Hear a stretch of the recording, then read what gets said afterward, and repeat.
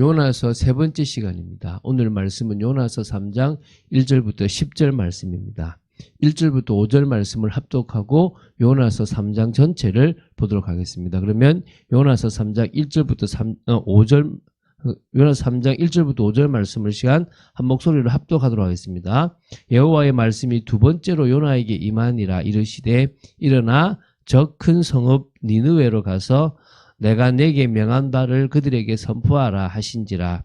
요나가 여호와의 말씀대로 일어나서 니느웨로 가니라. 니느웨는 사흘 동안 걸을 만큼 하나님 앞에 큰 성읍이더라.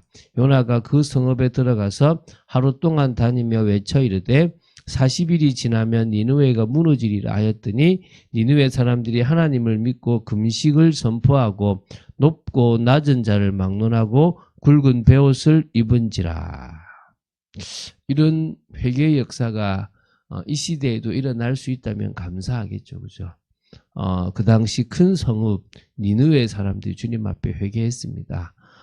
지금 이 시대에 우리나라의 사람들도 회개할 수 있다면 감사할 거고, 또 그럴 수 있는 중심과 또 그럴 수 있는 은혜가 있다면 감사하겠죠. 그죠? 오늘 그런 축복이 우리 주위의 사람들에게 있게 되기 바랍니다. 자, 요나서 2장 10절을 보면 어제 좀 쓱 지나갔는데요. 요나를 삼켰던 큰 물고기가 여호와 하나님의 말씀에 순종하여 요나를 육지에 토했습니다. 그래서 육지에 토했는데요. 이 육지는 그냥 아마 지중해 동쪽 연안을 의미하는 것으로 여기면 됩니다. 왜냐하면 그 바다가 그쪽밖에 없으니까요. 그래서 요나가 다시스로 가고자 배를 탄 요파 항구 인근으로 보는 견해가 가장 많은 것 같아요. 그래서 회개한 요나로 하여금 다시 하나님의 명령을 받아 처음부터 온전한 순종을 하도록 하기 위한 조치라고 학자들이 보는 것 같아요. 그러니까 처음에서 이렇게 내려왔잖아요. 그러니까 더 이제 가려면 멀어지겠죠, 그죠? 그러나 그 과정 속에서 멀어지지만 걸어가는 속에서 또 하나님을 바라보고 순종해야 되겠다는 마음을 가졌을 거라 믿습니다. 오늘 보게 될 이 요나서 3장 1절부터 10절은요. 요나가 여호와의 두 번째 말씀에 순종하여 니느웨 성으로 가서 하나님의 말씀을 선포한 내용과요.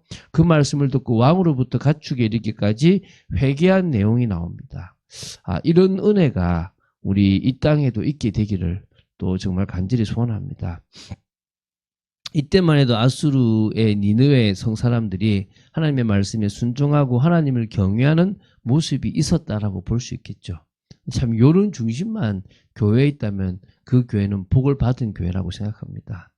자, 그래서 여호와의 말씀이 두 번째로 요나에게 임했다라고 얘기하죠. 그래서 일어나 저 큰 성읍 니느웨로 가서 내가 내게 명한 바를 그들에게 선포하라라고 합니다. 그래서 큰 물고기에서 나왔던 그 곳이 이제 요파 정도라고 생각하시면 되십니까? 어쨌든 그쪽 지중해 연안인데 거기서 아수르가 있는 길은 좀 꽤 먼 거리입니다. 그 성까지 이제 뭐 걸어갔든지 뭘 타고 갔든지 갔겠죠. 그리고 이제 요나가 여호와의 말씀대로 일어나서 니느웨로 가서요. 니느웨에 사흘 동안 걸을 만큼 큰 하나님이 보실 때 큰 성읍이에요.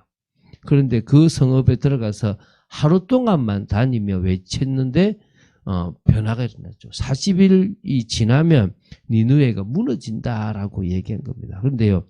니느웨 사람들이 하나님을 믿었대요. 하나님을 알았다는 거예요. 그분의 말씀을 믿고 금식을 선포하고 높고 낮은 자를 막론하고 굵은 베옷을 입은지라.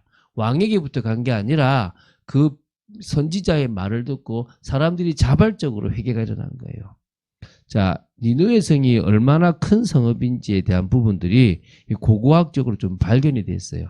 니느웨 성의 둘레가 약 95km 정도였다고 합니다.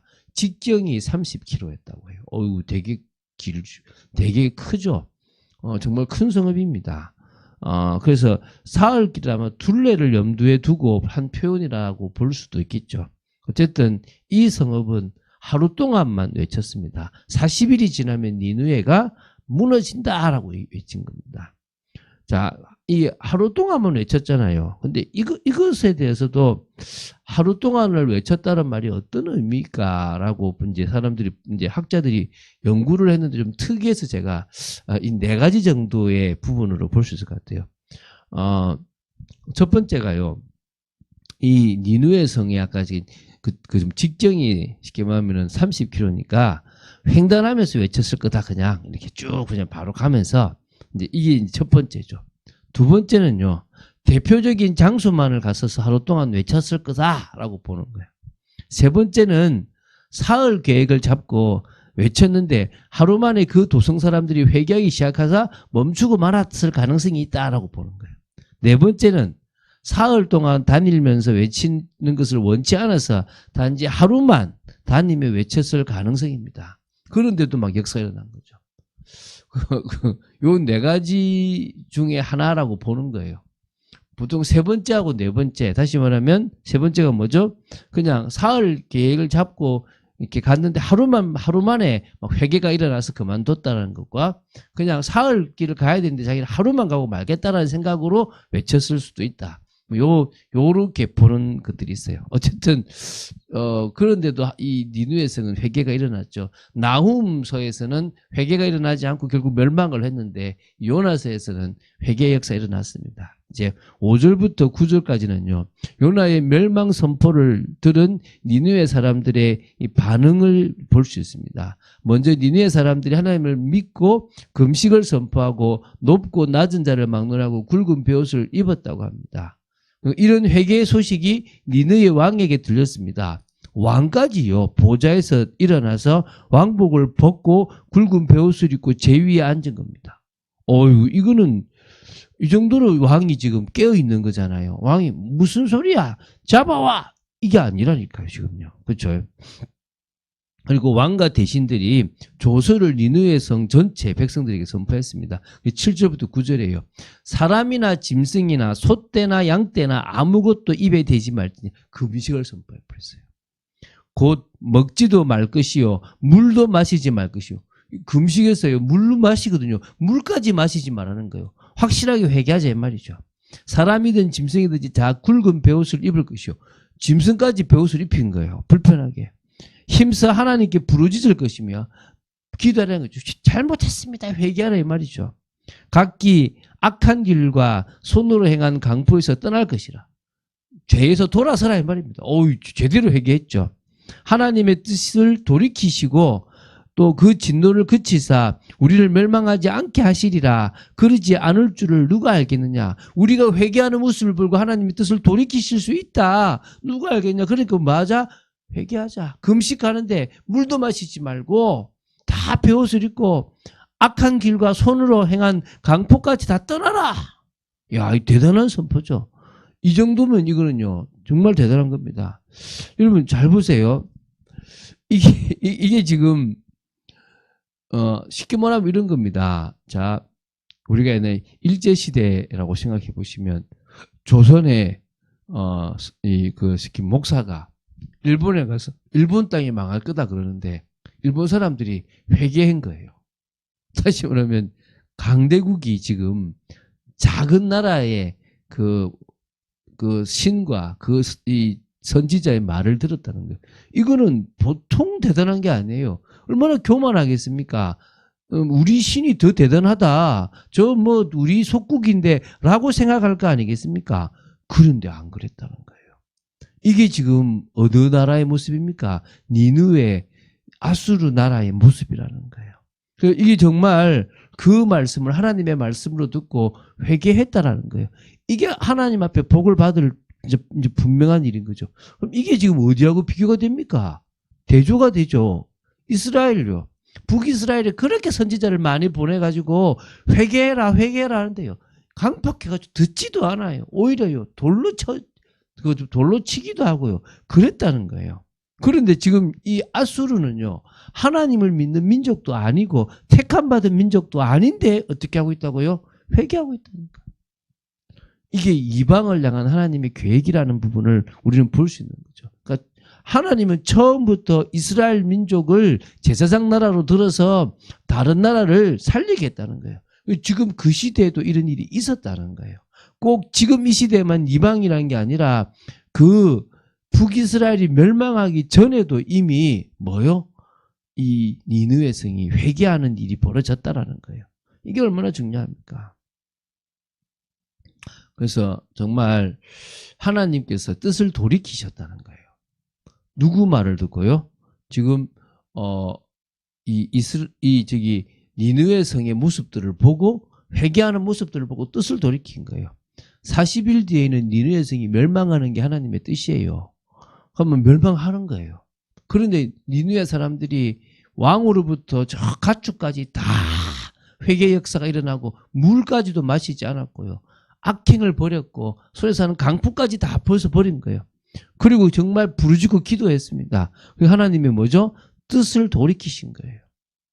재앙을 내리지 않기로 결정하신 거예요. 그 10절입니다. 하나님이 그들이 행한 것 곧 악한 길에서 돌이켜 떠난 것을 보시고 하나님이 뜻을 돌이키사 그들에게 내리리라고 말씀하신 재앙을 내리지 아니하시니라. 이렇게 하나님은 택하신 백성이든 그렇지 않는 백성이든 회개할 때 뜻을 돌이키시는 부분입니다. 이게 하나님의 마음인 겁니다. 오늘 보고 있는 이 요나서 3장을 통해서 우리는 이방 선교에 대한 하나님의 마음을 알아야 됩니다. 전혀 예상 못하는 결과가 선교 현장에서 일어날 수 있다는 사실을 알고 선교 사역에 마음을 담고 기도해야 될 줄로 믿습니다. 먼저는 하나님의 역사가 어디 나야 됩니까? 내 삶에 일어나면 돼요. 내가 그 변화가 일어나면 되고 내가 그 중심 속에 있으면 됩니다. 여전히 부족하고 여전히 연약하고 여전히 죄된 모습을 살아가는 저희들이지만 주님 앞에 고백하고 나아가고 하나님의 뜻을 이룬다면 우리가 있는 삶들이 복된 그런 삶이고 우리가 또 축복된 그런 장소를 누리게 될 줄로 믿습니다. 우리는 소중한 사람입니다. 하나님 보실 때 소중한 사람임을 기억하고 하나님 말씀의 귀를 기울이는 여러분 되시기를 주 예수 그리스도 이름으로 축원드립니다. 주는 그리스도시요 살아계신 하나님의 아들이심을 고백합니다. 말씀 따라가는 축복 속에 독재들을 지켜주시고 오늘도 이 새벽에 하나님의 말씀에 집중할 수 있도록 요나서를 보게 하심을 감사합니다.